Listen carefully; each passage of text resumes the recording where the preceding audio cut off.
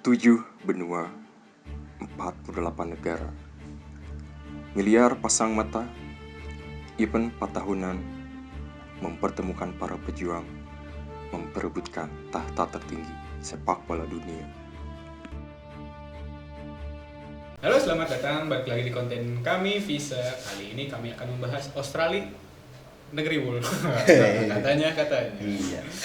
Di kesempatan kali ini kita akan membahas bagaimana Australia sepak bolanya dibentuk, faktor apa aja, terus bagaimana Australia di ranah sepak bola di hari ini, seperti itulah mungkin. Tapi ya, jadi kita mulai dulu kayaknya dari yang lebih dasar, dari hal yang lebih dasar. Apa tuh? Kita bahas dulu Australia sebagai benua dan letaknya. Australia kan letaknya ada di benua Australia. Australia dong, iya benar. Australia. Secara ininya apa kalau gamblangnya mah di bagian Oceania ya? Iya, di Oceania. Terus dia juga kan itu di gara-gara dia benua sendiri, terus memang tidak ada lawan. Betul. Jadi dia masuk ke AFC secara atau khusus. zona Asia Federasi. Iya, federasinya. Soalnya kalau yang orang sempat baca ya di beberapa kan orang penasaran sebagai orang Indonesia apalagi yang suka nonton sepak bola kok tiap AFC ketemu nih Ada sama Australia terus nih. Australia berapa kali ketemu lagi di kualifikasi yang kemarin ketemu AFC yang beberapa tahun lalu ketemu juga. Nah, pas orang cari tahu alasannya kenapa si Australia mau pilih masuk federasinya ke AFC daripada yang Oceania ya. Iya. OFC ya kalau nggak salah. Official Fans Club bukan. Bukan apa? Oh iya. Official. Tadi mau Dia ngejelasin. ke Oceania lah maksudnya. Lebih milih ke AFC. Alasannya sesimpel. Ternyata cuma sesimpel nggak ada lawan. Sombong dia. Iya. Kayaknya ya lawannya itu doang gitu. Mereka terlalu Iya sih. dominasi ngerasanya gitu. Iya. Itu menurut Fikri itu ada hubungannya nggak sama keadaan sosial atau apa Kultur. mereka lah orang Nah, Australia. jadi sebenarnya ini mungkin ada di beberapa sekat ruang kamar ya. Misalnya kan Australia itu dibentuk dari banyaknya orang-orang luar yang datang ke Australia. Setahu orang dari tahun 1800-an itu ada beberapa orang-orang kriminal kecil dari Inggris seperti pencopet, yang nggak jahat-jahat banget lah. Iya, pokoknya- Yang jahat banget ke Amerika. Wah, ya itu benar. Ya pokoknya kriminal. Ya, kriminal-kriminal kecil sama beberapa yang salah di administratif kalau nggak salah. Mereka dipindahin ke Australia. Nah, jadi mereka tuh ngebentuk koloni baru lah, bisa disebut. Koloni baru ini tersebar dari banyak, gak hanya Inggris tapi di situ ada orang Italia, ada orang Denmark dan Ya Eropa lah rata-rata Ya. orang Eropa. Mereka ngebentuk kolonial terus jadi kelompok-kelompok. Ya kelompok-kelompok bukan kolektif tapi disebutnya komunitas lah. Iya. Yang sama kulturnya. Nah, dari sana mungkin terbentuk kan kalau kita lihat dari tahun segitu kan Inggris itu atau ada negara-negara Eropa masih punya rasa maskulinitas yang tinggi. Ah iya. Ya kan? Rada berpatriarki ria. Iya. Di Eropa maksudnya di Eropa. Ya, di sini kan aman. Jadi Harusnya. mereka tuh bukan apa ya? Mungkin ya kalau misalnya dilihat dari sifat-sifat patriarki, atau walaupun ini mungkin bisa Disangka, ya bisa disangka. Sebenarnya bebas sih. Tapi kalau orang ngelihat mungkin budaya-budaya maskulinitas ini yang ngebentuk ego Dan dominasi. ya. Jadi mungkin ada sangkut pautnya sama itu, tapi kayaknya itu beberapa persen deh. Selain faktor memang mereka sebenarnya kayak mana lah. Kalau misalnya ini pakai analogi Oh, iya. Ya. Biar lebih mudah dicerna mungkin. Mereka Mane ada di satu sekolah, terus muridnya cuma 2 ya, ranking 1 sama ranking 2-nya. Itu aja. Iya, cuman Mane sama teman Mane gitu. Iya. Jadi ya mungkin ya udah kayaknya mending Cari ke sekolah lain yang lebih iya. banyak saingannya. Terus juga kan kayaknya ya chance buat ningkat kalau misalnya lebih banyak saingan kan lebih ya lebih terpacu lah ya. lebih terpacu lagi. Ya, Nah, sih. kayaknya ada dari sana. Ya balik lagi kalau misalnya mau ngelihat dari maskulinitas kayaknya juga bisa, tapi jadi faktor kecil lah, mungkin nggak. Ya bukan faktor sepenuhnya mereka Iya. mereka agul. Nah, agul bukan Ultraman agulnya. Ya. Maksudnya Agul, ya. sombong lah maksudnya. Congkak Lah Ya, itu maksudnya bahasa ini carinya. nggak secongkak itu. Terus emang ya secara, nah balik lagi ya tuh ya, secara kultur di Australia juga kan si sepak bola Betul.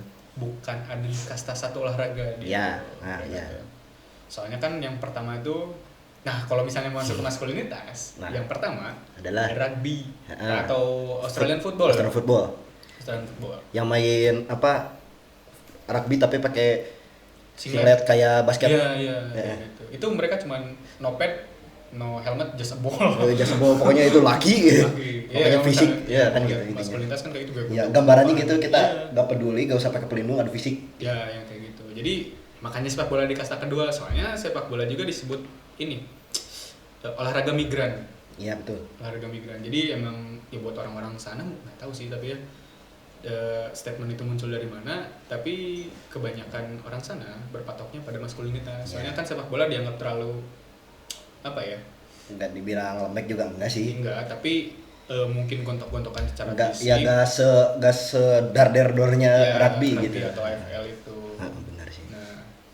Nah, emang itu kegambar nggak tuh kalau misalnya dari segi liga kayak gitu-gitu cara bermain mereka emang lebih maskulin atau bukan lebih maskulin, lebih ke Lebih kontak keras gitu ya? fisik.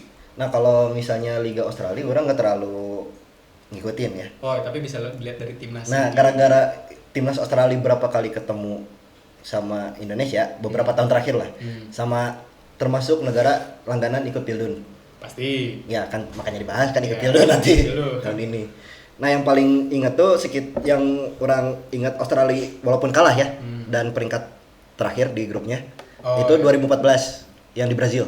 Oh iya. Pelatihnya tuh Ange Postecoglou, yang nggak tahu Ange Postecoglou tuh itu mantan pelatihnya Tottenham yang bawa Tottenham juara Europa League musim lalu ngalahin MU. No, iya. Fans MU. Disclaimer. Curhat pengakuan dosa itu.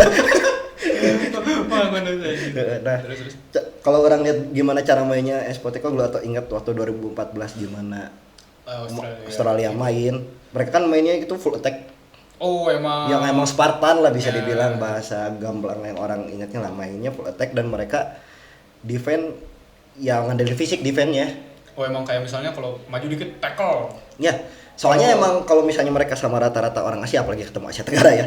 Ini kelihatan di yang kemarin kualifikasi Piala Dunia yang zona Asia ya. Kan Australia ketemu Indonesia. Yang waktu pertemuan pertama di GBK. Enggak yang 0-0. Oh, 0-0 dulu. Yang pertemuan di GBK itu beneran Australia ngandelin fisik.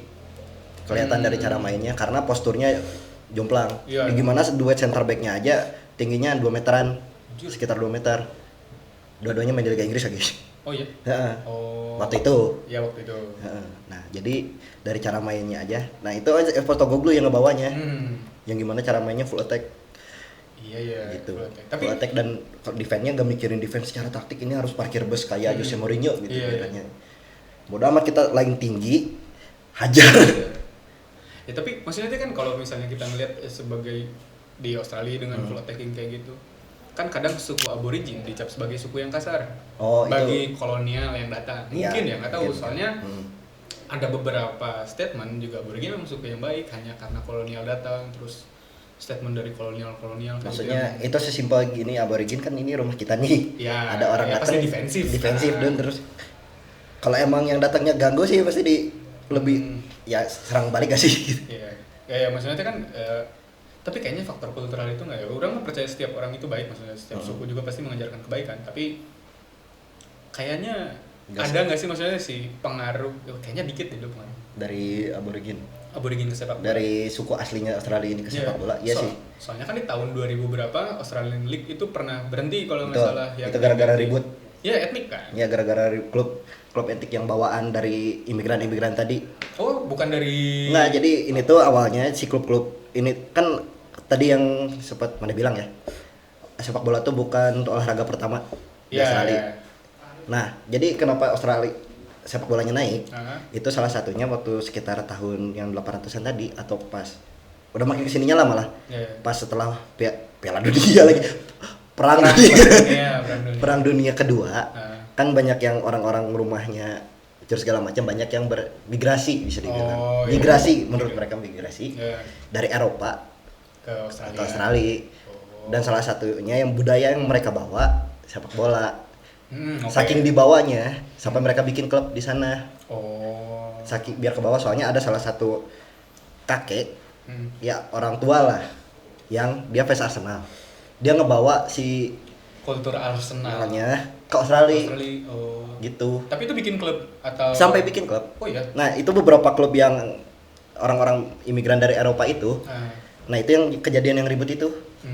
Tapi kalau boleh tahu mungkin ributnya itu separah apa atau sampai gontok-gontok Ya, atau pukul-pukul? Oh. sampai adu fisik. Jadi emang itu tuh ya ini sebenarnya kalau dari sepak bola pada umumnya, ini satu tim ini kalah sama tim lain. Supporter ribut. Ya, itu Dan sebenarnya. tapi ributnya itu bawa etnis. Oh, ya sebenarnya mah kalau supporter ribut antar supporter mah ya itu mungkin biasa masih aja. dimaklum Ya lah. biasa aja dan akhirnya bawa etnis yang dimana di zaman itu dari warga Australia sendiri kaget loh kok sampai segininya di olahraga gitu. Oh, Dan ya tapi akhirnya- itu dari kolonia, bukan maksud dari orang. Ya imigran-imigran inilah Ya, bisa imigran. dibilang. Nah, tapi sampai beneran sampai adu fisik dan akhirnya keputusannya liganya diberhentiin berapa lama gitu. Sampai akhirnya E-League-nya balik lagi. Oh, tapi ganti nama tuh masih Eling. Sebelum itu tuh bukan E-League namanya orang lupa nanti. Oh, boleh di searching lah di itu searching buat atau kalian. nanti tiba-tiba dimunculin kalau editornya nggak males. Mana editor? Oh ya, nanti orang tujuh. Ya, baru aja ya lupa orang tahun sekitar masih 90-an apa 2000-an awal gitu. Iya. 90-an atau 2000-an awal itu akhirnya E-League ada lagi. Oh, ya tapi Jadi kalau- E-League namanya maksudnya. Tapi kan itu maksudnya secara liga dan segala macam. Nah, kalau misalnya secara pengembangan bakat dan kayak gitu-gitu dari anak mulai dididik kayak gitu-gitu ada di Australia atau nggak bisa kalau misalnya nggak pakai perbandingan kan. Iya kan? Jadi maksudnya kalau misalnya ngelihat Yeah. tahap atau stage secara objektif lah. Heeh. Kan di Indonesia lagi mulai. Ya, Mungkin harusnya. sesuainya Iya. harus. Iya. Ya. Nah, di Australia ini kalau misalnya dibandingin dengan Indo, Oh, jauh. oh dia lebih Udah dari lama. develop, Iya, dari semenjak kejadian itu mereka mulai develop. ya semuanya nggak cuma liganya doang yang dibenerin. Hmm. Oh, ada yang siap konser. Enggak, itu tadi tukang donat. Ya, kalau soalnya kan gini, ada habitus lah teori Pierre-nya. Teorinya Pierre Bourdieu. Dia tuh kan Gimana tuh? ngebahas soal ya suatu budaya bisa dibuat karena kebiasaan. Oke. Karena kebiasaan mungkin kan maksudnya emang cara mendevelop sepak bola yang paling baik mungkin saat ini dengan didevelop dari ranah bawah. Dari grassroots. Iya, grassroots. Kalau nggak grassroots emang dari anak-anak. Ya lah. dari akademi lah bisa Ya, dibilang. dari akademi. Nah, Australia ini akademinya Kalau yang orang sempat lihat ya, ya maksudnya gimana? Mungkin orang nggak terlalu merhatiin sampai segitunya, tapi lihat di kompetisi antar usianya aja lah. oke. Yang dimana Australia ini nggak pernah absen, itu aja dulu. Oh ya, benar. Nggak cuman di Asia doang, tapi di dunia juga. Ya, di Everton dulu ada tim Ya, Cahill. maksudnya itu juga ngebuahin hasil itu. Dan Iya. yang sekarang tuh ada nama pemainnya Nestroy Irakunda, masih 20 tahun. Oh. Dia dari akademi Bayern Munchen. Oh. Sekarang udah di Watford mainnya di Championship Inggris. Nah, dia juga termasuk yang imigran. Oh, dia tuh. Oh ya. Tapi kalau lihat timnas Australia tuh kenapa pengaruh imigran dari awal sepak bola di bawah tuh ke bawah sampai sekarang. Oh. Ngelihat dari siapa aja pemain-pemain yang ada di timnas Australia. Kelihatan kok dari fisik, Postur dari fisik ya, bentuk fisik fisik, terus nama-namanya kalau ngelihat list misalnya ada Oh. squad list Australia. Nggak ada yang seragam bule semua atau misalnya. iya. Soalnya nggak cuma dari Eropa doang, ternyata dari Timur Tengah pun ada yang migrasi ke Australia buat ngebawa kultur sepak bolanya. Ahmad Aborigin misalnya. Bukan. Bukan, oke.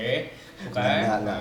Nggak ada kayak namanya kalau nggak salah Serdar Aziz gitu. Oh, Gitu. pemain bentar. Kalau dia juga pemain Indo juga ada yang jebolan Akademi Australia kan banyak. Kayak waktu itu di naturalisasi yang ke Bali itu siapa? Oh, itu bukan dari Akademi Australia, tapi emang kalau pengen ngedeveloper dari yang kastanya lebih tinggi lah bisa Oh, dari dari Indonesia liga yang nggak terlalu jauh secara geografis. Oh, oke. Ya kalau Australia salah satu pilihannya bagus lah. Hmm. Gitu. Dan ya Australia terbuka masalah yang perbedaan etnis, Iya sih, dilihat dari etnikal perbedaannya dari pemain-pemainnya juga. Ya, itu sebenarnya bagus sih. itu jadi keunggulan sih. Ya, Maksudnya mereka bisa ngebuka cabang akademinya seluas itu karena mereka ya udah gak peduli. Yang penting mereka mau ngebela buat Australia beres gitu. sama kayak Indo. Harusnya begitu. Indo pun kan begitu. Emang gitu kan Kita sekarang? kita cinta multikulturalisme. Oh, jelas dong. Walaupun dipolitisasi ya, jadi Gimana? mungkin Ya Allah. Astagfirullahaladzim. Ya, Tapi menurut Aldo nih, kita berandai-andai, kita mainkan spekulasi dari sini. oke boleh. Kalau misalnya Australia, ya mungkin kita gabunglah, rangkap menjadi satu. anjing bertele-tele sangat. Iya nggak apa-apa, nggak apa-apa.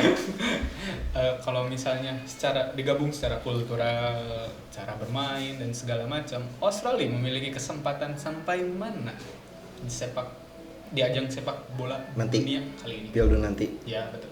dari semuanya ya. Sebenarnya kalau dari yang tadi Ini mah pengennya Aldo jangan terlalu terpaku pada statistik lo. Punya itu mah. Ada Coach Justin kalau misalnya. Nah, Coach Justin emang bisa nah kalau misalnya balik ke Australia. Oke. Satu Soalnya kan tadi sempat ngebahas yang si cara main export ke gulu tadi yang full Iya. attack gitu. Nah, yang semenjak makin kesini tuh itu udah agak ya kan sepak bola berevolusi lah. Ya betul. Nah, termasuk Australia juga gitu. Ternyata main full attack tuh gak bisa selalu berhasil lah. Oke. Nah, ngelihat sepak bolanya Australia sekarang tuh udah gak terlalu pakai full attack kayak gitu, udah makin terstruktur lah bisa dibilang defense-nya dibangun lagi. Oh, iya. Walaupun main fisiknya masih, nah dengan cara main kayak gitu bisa. Jadi 16 besar mah masih bisa lah. Maksudnya gak bakal, soalnya kan yang main fisik gak cuma Australia doang gitu. Maksudnya yang main defense struktur gak cuma Australia doang. Dan banyak yang lebih rapi dari Australia. Tapi apakah ada peluang sampai 16 besar? Kalau menurut orang masih lulus grup. tapi kalau orang misalnya mau ngenilai ini secara kultural, balik lagi soalnya udah kan nggak tahu secara apa ya tadi apa taktis dan teknis dan segala macam. Orang pengen Australia kalau gara-gara multikulturalismenya, maksudnya kan orang-orang diterima segala macam. Kayaknya Australia harusnya ada di peringkat ke bisa sampai 8 besar lah. 8 besar. Bisa. Keren soalnya maksudnya. Jarang orang-orang yang nerima multikultural. Ada sampai melaju jauh gitu. Iya, kan soalnya yang konservatif kan Korea kayak gitu-gitu kan. Mereka cuma berhenti di mana. Ya sebenarnya konservatif atau tidak itu Ya subjektif lah. subjektif lah. Sukanya yang mana atau yang mana. Soalnya orang lebih suka multikulturalisme. Ya sama gitu. Ya. Ya, Iya sama kok. Iya maksudnya multikultural kayak kita di Indonesia sangat amat multikultural iya, gitu. jadi emang gara-gara latar belakang Iya, sih kalau lebih relate lah maksudnya sama Ya, Australia yang betul. sama kayak gitu. jadi makanya orang nempatin di peringkat 8 sih ya asik lah. Ya, menyenangkan buat dilihat lah ya. Betul. Oke. Ada banyak orang yang berbeda. Jadi mungkin pembahasan kali ini sampai sana dulu. Takutnya saya banyak ngomong yang enggak. Takutnya nanti jadi Perdebatan di medsos, walaupun saya yakin ini tidak akan trending. waduh. Jadi mungkin sampai sini saja. Tapi kalau misalnya kalian punya pendapat yang lain atau pendapat yang berbeda, atau mungkin kalian ingin ngedenai pendapat saya, silakan. Atau mau sharing-sharing ada yang kurang dari pengetahuan sepak bola Australia, ya Ya, silakan. boleh. Teruntuk untuk teman saya Mas Roni juga, soalnya kan dia di Australia. Iya, guys, kita ada Mas teman di Roni. Australia. Jadi sampai sana dulu, kalian boleh like, komen, dan subscribe kalau misalnya kalian nggak kepaksa, tapi saya maksa sih. Jadi sampai sini dulu.